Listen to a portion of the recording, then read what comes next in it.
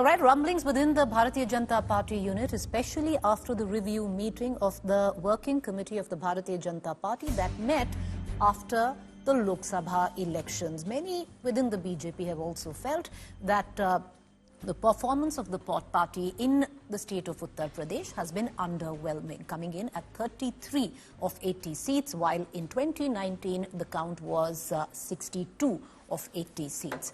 Well, will the Bharatiya Janata Party be able to get its house in order right before the by-polls? 10 seats in UP are up for by-polls, the date for which hasn't been announced. In the midst of all of this and all the rumblings that are going on, we have Keshav Prasad Maurya, the Deputy Chief Minister of Uttar Pradesh, in the national capital. And joining me is Himanshu Sharma, my colleague, where amidst the rumblings in UP BJP camp, JP Nadda is now likely to meet the UP Deputy CM Keshav Prasad Maurya any time now. Maurya to meet Nadda in the national capital, 7:30 was the time, and he will have an audience with the BJP president.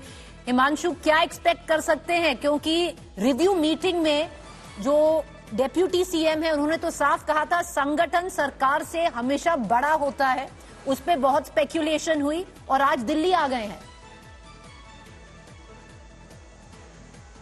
देखिए, इसमें कोई दो राय नहीं है कि किसी भी party में संगठन सरकार से बड़ा होता है, और केशव प्रसाद मौर्य ने भी उसी बात को दोहराया। उन्होंने कहा कि संगठन जो है सरकार से बड़ा था, है और रहेगा।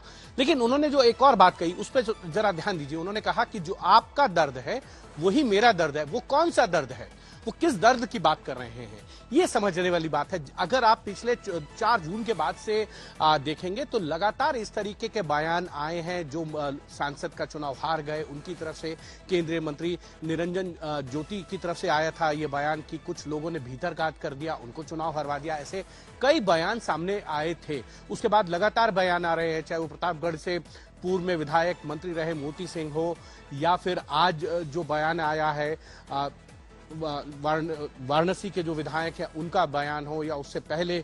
इस तरीके के तमाम बयान ये बतलाते हैं कि पार्टी में उत्तर प्रदेश में सब कुछ ठीक नहीं चल रहा है। जब पार्टी की कार्य समिति की बैठक हो, उसमें रिव्यू हो और उसमें जब उप मुख्यमंत्री ये बात कहें तो ये कहा जा सकता है कि पार्टी के अंदर कुछ ना कुछ जो है हलचल है और आपसी टकराव की स्थिति आ गई है। अब जो दूरियां थी वो खाइयों में तब्दील हो रही हैं और मतभेद जो है वो मनभेद में तब्दील होते नजर आ रहे हैं। जो चीजें दबी हुई थी अब वो उभर कर आ रही है। लोकसभा चुनाव के जो परिणाम आए भारतीय जनता पार्टी के लिए वो बहुत सुखद नहीं थे। 33 सीटें भारतीय जनता पार्टी ने जीती, 3 उनके सहयोगी ने जीती, लेकिन वो ठीक नहीं रहा, भारतीय जनता पार्टी की उम्मीदों पर नहीं आए। और यही कारण है कि लगातार चाहे वो विधायक हो, सांसद हो, उनके बयान सामने आ रहे हैं कि पार्टी के अंदर जो है कार्यकर्ताओं की उपेक्षा हो रही है, कार्यकर्ताओं की बातों को सुना नहीं जा रहा है। और उस पर केशव प्रसाद मौर्य ने मोहर लगा दी, ये कहते हुए कि संगठन जो है वो सरकार से बड़ा था, है और रहेगा। जो दर्द आपका है वो दर्द मेरा भी है। उसके बाद मुख्यमंत्री ये बोलते हैं बैठक के अंदर कि जो कुछ हो रहा है इसका खामियाजा, इसका नुकसान 2027 के विधानसभा चुनाव में होगा। और आज पार्टी के अध्यक्ष जेपी नड्डा, केशव प्रसाद मौर्य, उत्तर प्रदेश के जो प्रदेश अध्यक्ष है भूपेंद्र चौधरी, उनको बुला रहे हैं। यानी कि जो ये कहें कि चादर फट गई है उसको रफू करने की कोशिश हो रही है। कहीं ऐसा ना हो कि चादर पूरी फट जाए और रफू ना हो पाए, उससे पहले पार्टी की तरफ से ये कोशिशें हो रही हैं। इससे आप 2022 से पहले भी देखेंगे तो तमाम इस तरीके के मतभेद केशव प्रसाद मौर्य या मुख्यमंत्री या अन्य मंत्रियों के बयान देखने को आते रहे हैं सरकार के खिलाफ। मैं एक घटना का जिक्र कर देता हूं। 200 के करीब विधायक जो विधानसभा में अपनी ही सरकार के खिलाफ जब धरने पे बैठ गए थे, उसको पार्टी ने बहुत अच्छे तरीके से टैकल कर लिया था।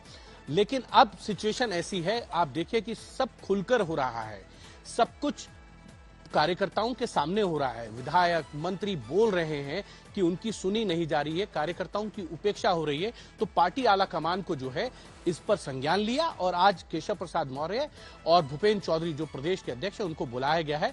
और पूरी सिचुएशन को जांचने के बाद मुझे जहां तक हमारे सूत्रों के हवाले से खबर है कि अब कोई भी टीवी पर, चैनल्स पे, अखबारों में कोई ऐसी बात ना कहे जिससे पार्टी को नुकसान हो, ये हिदायत दी जाएंगी। और साथ ही साथ जो भी बातें हैं वो बंद कमरे में पार्टी के फोरम पे कहे जाए, ओपन में कोई ना कहे। इसको लेकर भी पार्टी की तरफ से सख्त से सख्त निर्देश जो हैं वो न सिर्फ उत्तर प्रदेश बल्कि उन सब जगहों पे दिए जाएंगे जहां पार्टी को हार का सामना करना पड़ा लोकसभा चुनाव में, चाहे वो राजस्थान। हिमांशु, एक आखिरी सवाल करूंगी क्योंकि जो केशव प्रसाद मौर्य हैं वो अभी जेपी नड्डा से किसी भी वक्त मिल सकते हैं। सवाल ये है हिमांशु के 27 के चुनाव, जब यूपी का चुनाव होगा वो अलग बात है, क्योंकि अगले 1 महीने में या 2 महीने में बाईपोल्स हैं उत्तर प्रदेश में, जिन 10 सीटों पे बाईपोल्स हैं, वो भी बहुत इंपॉर्टेंट मायने रखेगा। और जो आप चादर की बात कर रहे हैं, फिर ऐसा नहीं हो सकता है कि नई चादर लेनी पड़े, क्योंकि लगता है जो डेप्यूटी सीएम हैं उनके सुर थोड़े अलग हैं, काडर हैं उनके सुर थोड़े अलग हैं, जो एनडीए के एलाइज हैं वो भी अभी उल्टा बात कर रहे हैं।